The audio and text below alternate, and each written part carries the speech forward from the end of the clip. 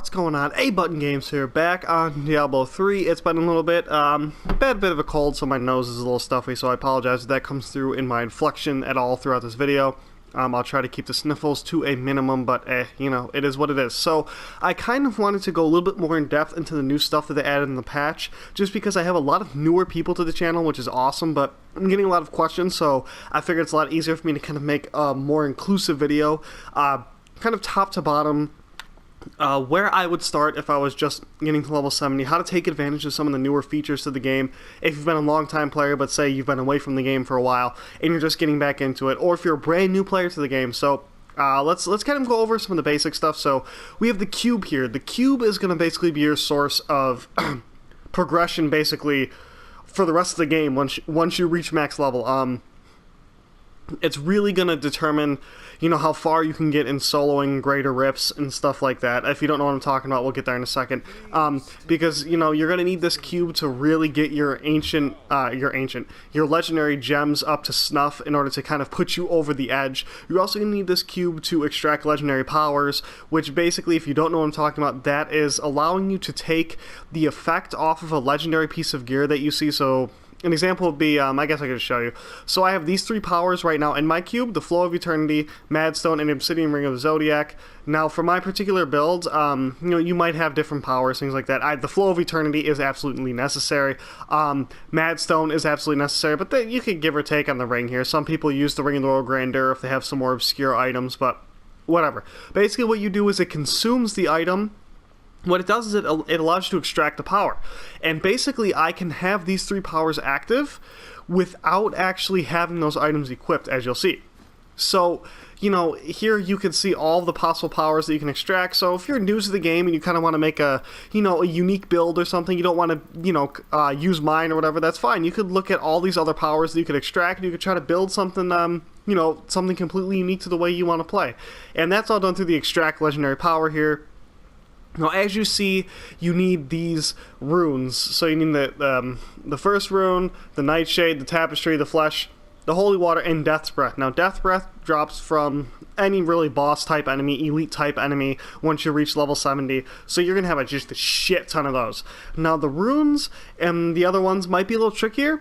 So for those of you who don't know, you're going to get those from the Herodric caches that you get from completing all of the bounties in an area. So if you get the cache from Act 1, you're going to get the rune. If you get the cache from Act 2, you're going to get the Nightshade. Act 3, you're going to get the Tapestry. Act 4, you're going to get the Flesh. And Act 5, you're going to get the Holy Water. Now, I have just a crap ton of these from all the streams I used to do back in the day and stuff like that, so I haven't farmed for these in a while. I don't know if you still only get one per bounty. You might get more that kind of scale up based on the Torment difficulty that you're in. Don't hold me to that.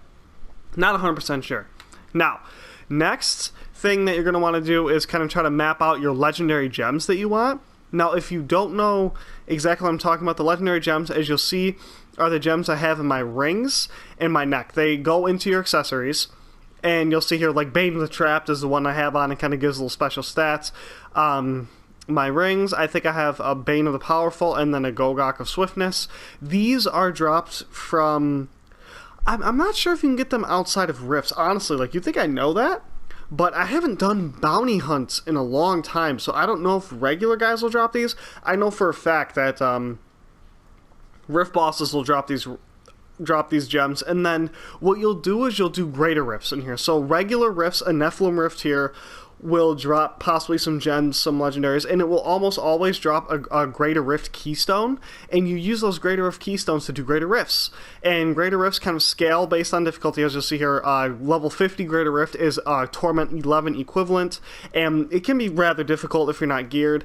And basically, upon completion of a greater rift, Lady will appear, and you'll be able to talk. It basically kind of like an apparition like Auric here. And what you'll be able to do is you'll be able to upgrade these legendary gems. That's why you're seeing rank 35, rank 31, and rank 28. The higher level rift, the higher chance you have of upgrading your gem. Now, my gems on this particular character are rather low compared to the greater rifts that I'm able to complete. So you know, if I were to go in here and do Rift 55 or level 55, you get 3 upgrade attempts per completion. They would be at 100% each time. So I'd be able to put any of my gems up probably 3 levels at Greater Rift 55, I'm pretty sure. So, you know, you can't just do the level 1 Rift. Most of my gems would be at probably 0% chance to upgrade. So you get kind of 3 shots after completion of a Greater Rift to upgrade your gems, and you can just kind of keep going in and doing the rifts for as long as you have keystones. So you can shoot these gems up pretty far in an afternoon. The rifts take, you know, 5 to 15 minutes depending on skill level, builds, laziness. You know how that goes. Now, another question that I've been getting is, how do I get my gear? Right? I don't have the Paragon level that a lot of you have, and I also don't have the gems that all you guys have, but I have pretty good gear. You know, I got Ancient, just about everything. Don't have any Primals yet, and we'll get into that. I have Ancient, just about everything, so what do? I use the cube, and I specifically use Upgrade Rare Item. Reforged Legendary is a bit expensive if you're just starting out, so I would avoid that for right now. I would try to get your Ancient versions of the gear once you have all your regular versions from Greater Rifts. But you know, if I'm missing that particular piece of gear, like let's say my claws, right? My Lion's Claw. Lion's Claw can be a bitch and a half to get. So what you're going to do is you're going to come over here and you're going to do a bunch of rifts, right? You can do a bunch of rifts. If you don't get the Lion's Claw, you know, shit happens. So, but for every rift you complete, you're going to get those little bloodstones that you see at the bottom. I have 26 out of 130, or out of 130, really, out of 1,030. And I'm just going to spend them all on one-handed weapons. Now, every time I buy one, I have a shot at getting it, but if I don't get it, I'm likely going to get a yellow weapon here in its place. So, as you see here, I bought a whole crap ton. I have, what, 4, 5 yellow claw weapons? 6, maybe? I got 6. I didn't get it in the legendary, but then what you're going to do is you're going to come over here and you're going to do Upgrade Rare Item. You're going to use this, and this is going to turn any yellow into a legendary version of that type of gear. So what I mean by that is if I put a yellow fist weapon in, I'm going to get a legendary fist weapon in. Now this legendary could be regular, it could also be ancient. So you could kind of cut out the middleman here if you get super lucky and get an ancient Lion's Claw right off the bat, right? So you're just going to put this in. It's going to cost basic materials that you're going to get from doing rifts. You know, keep all the yellows that you get from rifts and salvage all of them except for the ones that are the gear type that you're looking to get that ancient legendary for, or that legendary piece for. Salvage it, you'll get, you know, thousands of these things pretty quickly. I mean, you're just going to do this. Ready? I'll just do one just so you guys can see. As you see, I got a set fist weapon. This is for... Oh, right. This is for the this set here. I totally forgot that. You can also get sets, as you see. So, and basically I could just keep going and I could keep upgrading these, and eventually I would end up with the Lion's Claw. Now, you could salvage 10,000 of these and not get it. You could salvage 3 of these and get it. So it's really hit or miss, but it's a very effective way to get it outside of doing the rifts, because you're going to have to do the rifts anyways, so you might as well put all those materials you're getting to good use. So you're going to do the rifts, you're going to salvage all your gear, you're going to spend these blood shards on the weapon. If you don't get the weapon through gambling with Kadala, you're going to come over to the cube and you're going to upgrade your items. So that should kind of help you guys out in getting, you know, some tricky piece of gear that you haven't gotten. Now, one thing I might have overlooked is if you don't have the cube, right? Shit, I don't have the cube. What do? Well, super easy. The cube should take you no time at all. You're just going to go to Act 3. Act 3? Yep, and you're going to go to the Ruins of Sescheron. There'll be a quest here. You'll complete the quest, and you'll get the cube. You might have to talk to Zoltan Cool once you reach level 70. I'm not sure if you need to talk to him to start the quest. I don't think so. I think you could just go right here, right to the Ruins in Act 3. Complete the quest, you'll get the cube, and you don't have to unlock any of these additional functionality in the cube. You get them all right away. Same thing with the powers. Of course, you have to get the specific powers, so you have to extract it from the gear, but you have access to everything that the cube has to offer right when you get it, so that's good. Now, the last few things here, we talked about seasons. We have this armory thing now, so here you can kind of save sets, which is really cool. So I can, I can rename this. I just did it real quick to kind of show you guys. So you could kind of equip this set, or you could have multiple sets, which is really awesome. That looks like you get, what, 6 per hero? And bang, so I come in here, and I can throw this set on this guy, and if I feel like having fun, use another set, like sometimes like the monkey king stuff, like being an idiot, come in here, throw that in there, and you could like take a look at the details. It'll kind of give you, all the pieces that you have on equipped in that set, things like that, the skills that use that set. I'm not sure. It might actually save skills and powers. I haven't tested it out yet, but don't hold me to that, but I have a suspicion that because I could check that in here by scrolling over to skills and you can see the powers down here, it might save that specific to the set as well, which is pretty cool. So the next big thing that they added was primal ancient stuff. So you have regular legendaries, you have ancient legendaries. The big thing with ancient legendaries is, if I were to go in here and look, if you click left on the D-pad here, you can see the stat ranges.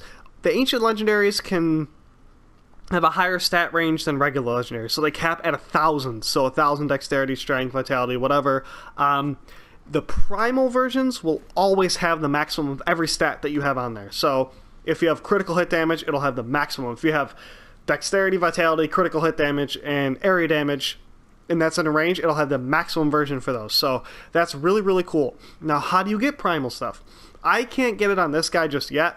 What you have to do, guys, is you have to have soloed Greater Rift 70, okay?